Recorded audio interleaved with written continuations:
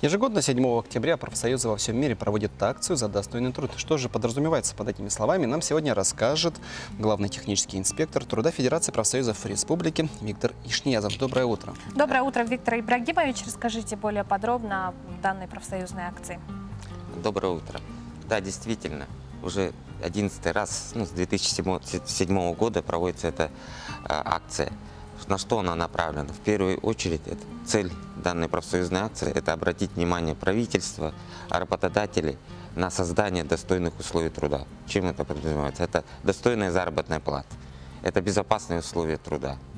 Что же это делается для создания этого всего в этот день? В этот день проводятся различные круглые столы в городах, митинги, всевозможные акции, трехсторонние комиссии. То есть обратить внимание работодателя на существующие какие-то там проблемы в сфере социально-экономического развития, в сфере трудовых отношений.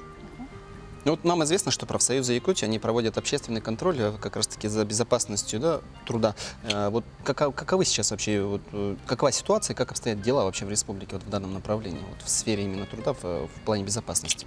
Да, ситуация, конечно, я не сказал, что плохая, но и нехорошая в действительности. У нас очень большой травматизм, то есть снижения его практически нет. Ежегодно в республике травмируется около 300 человек, из них тяжелых порядка 60 и смертельных около 25-30 случаев. То есть очень высокий уровень травматизма.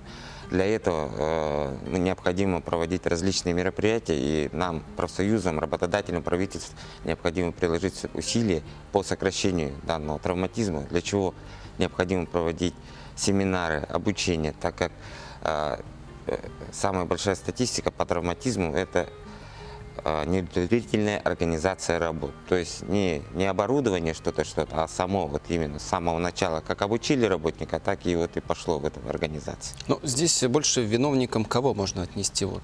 Какова статистика, если она есть, да?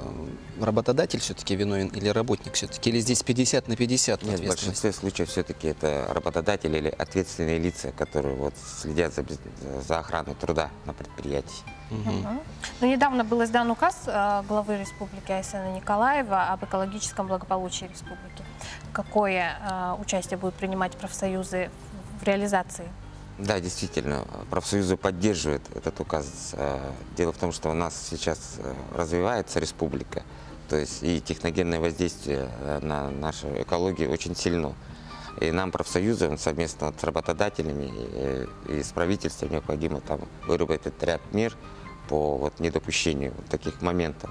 Что для этого делается? Ну, во-первых, у нас действует республиканское трехстороннее соглашение, в котором принят ряд мер по именно сокращению данного случая.